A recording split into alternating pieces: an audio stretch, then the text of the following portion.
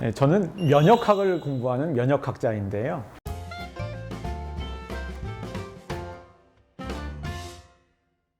여러분들이 걸릴 수도 있는 질병 중에서 가장 무엇이 무서우세요? 저도 개인적으로 암이 제일 무섭긴 합니다. 근데 또 암이 아주 드문 질병도 아니죠. 여러분 주위에도 뭐 친지나 뭐 친구들 중에도 걸린 분들도 계시잖아요. 근데 결국 지금 현대의학에서 가장 사람들이 관심을 많이 가지고 있는 것이 암인데, 여러분들 아마 요즘에 그 면역 항암제라고 그래가지고 이 암 치료에 면역이 요즘에 아주 활발하게 이용되고 있다는 걸 사실을 알고 계실 겁니다. 그건 알겠는데 이게 원리가 뭔가, 이게 어떤 식으로 이게 되고 있는 건가, 아마 이런 것들이 좀 궁금하실 것 같아요. 그 말씀을 드릴 텐데요.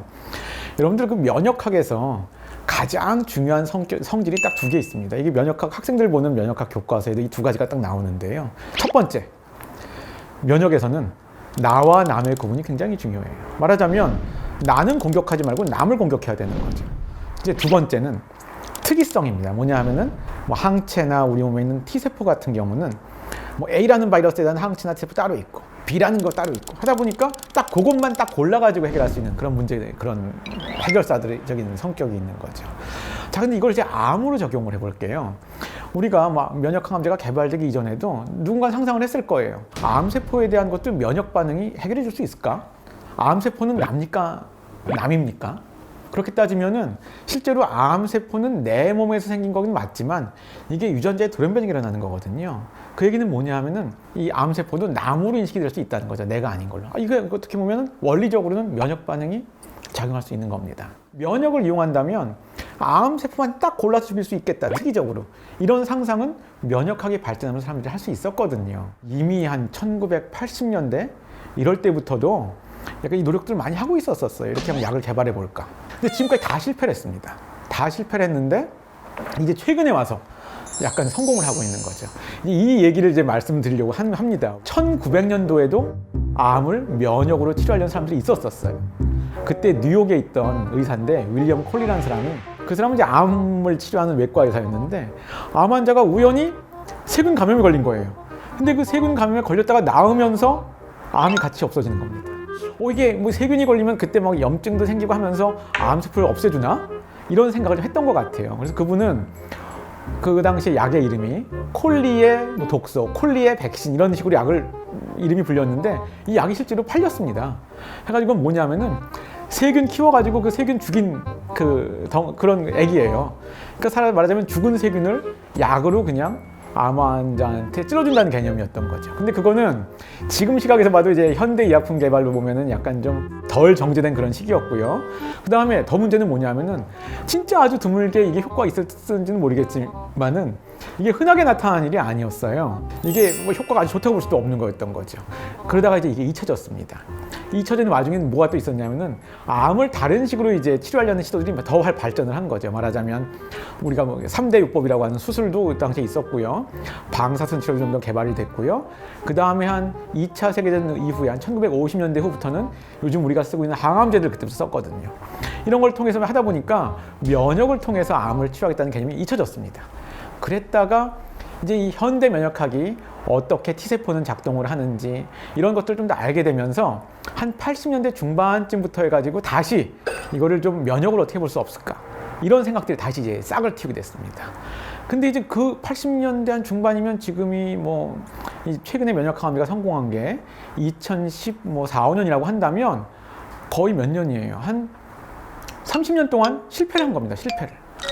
근데 왜 실패했는가를 지금 시각에서 돌이켜보면요, 굉장히 단순한 이유였습니다. 암에 대한 면역세포는 T세포거든요. 왜냐하면 T세포는 암세포를 직접 죽일 수가 있습니다. 그러다 보니까 가장 직접 병사 역할을 할 수가 있는 면역세포가 되겠는데, 암 환자를 봤더니 그 암세포에 대한 T세포가 굉장히 힘이 약해져 있는 거예요. 왜 T세포가 지금 암 환자에서 약해져 있는지를 잘 알아야지 세게 해주는 거거든요. 근데 이전까지는 그 원인을 잘 모르고서는 그냥 세게 해주는 물질만 자꾸 넣은 거예요. 근데 얘가 안 세지는 거예요. T세포는 의외로 T세포가 활성화 못되게 억제해주는, 잡아주는 브레이크 역할을 하는 분자들이 많이 있습니다, 거기에. 그리고 암 환자에서는 이렇게 T세포를 활성화 못되게 억제해주는 그 브레이크들이 굉장히 많아져 있다는 걸 알게 된 거죠. 제가 바로 이 비유를 할 때 이 얘기를 하면 되게 좋아하시는데, 많은 분들이 제가 실제 아들은 좀 어리지만 제 아들이 중학생이에요. 예를 들자면. 그런데 공부를 안 하네요. 못 하네요. 그럴 때 되게 많은 사람들은 뭔가 잘하게 하는 요인들을 자꾸 넣어주는 걸 자꾸 바래요. 막 좀 비싼 과외 선생님을 붙이기도 하고 어디 학원을 보내기도 하고 이런 걸 하는 거죠. 이게 바로 실패했던 30년 동안의 그 항암 면역 치료의 역사가 이런 식이었습니다. 비유를 하자면 이 아들이 왜 공부를 못하나 자세히 본 거예요. 그랬더니 얘는 원래 그 공부를 열심히 잘하려는 그 내재적인 힘은 있는 건데 알고 봤더니 여기 옆에 짝이 너무 공부를 못하게 방해를 너무 세게 하고 있네요. 얘랑 짝을 바꿔버린 거예요. 얘를 못 놀게 뭔가 차단을 시켜놓은 거예요. 그랬더니 이렇게 그러면 음성적인 요인, 억제 요인을 마감해 준 것만으로도 이게 지금 힘이 세질래나? 의문이 들죠? 세진 겁니다. 그게 사실은요. 그래서 그 제임스 앨리슨이라는 분은 뭐 시트레이프, 그 혼조 박사님은 PD-1이라는 그런 그 단백질들을 이제 열심히 연구하신 분들인데 이 단백질들이 뭐냐면은 T세포의 기능을 강하게 억제해주는 브레이크 역할을 하는 거고 이런 것들이 암 환자에서 엄청나게 늘어나 있습니다. PD-1이나 시트레이프 아까 그분들이 발견한 거를 작동을 못하게 잡아주는 항체를 약으로 만들어서 그걸 딱 차단을 하니까 그 암 환자에서 T세포의 기능이 저절로 회복되는 걸 이제 알게 된 거죠.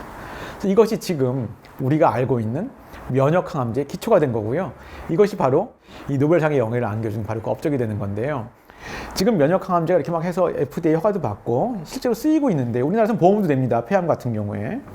되는데 이것이 한계가 많아요. 아직까지는요. 왜냐하면은 한 10명을 이걸 쓰면은 그냥 9명이 우린 듣길 바랄 거 아니에요. 그런 게 아니고 10명 쓰면 많아야지 한 3-4명 들어요.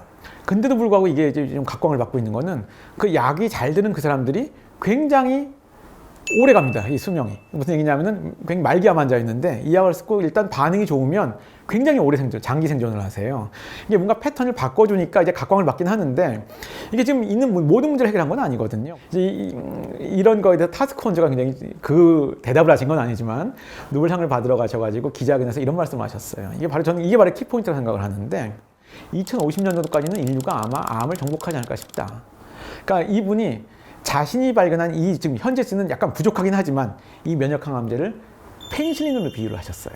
그러니까 무슨 얘기냐면은 여러분들 페니실린을 알렉산더 플레밍이라는 사람이 푸른 곰팡이에서 해가지고 실제로 약으로 쓴 거는 한 44년, 5년 이때거든요. 근데 페니실린이 모든 박테리아를 다 치료시킨 건 아니에요. 근데 그게 단초가 돼가지고 그로부터 한 20년 정도 지나면은 엄청나게 많은 항생제가 나왔고 그 원조가 이제 페니실린인 거죠. 개념을 도입한 건 거죠.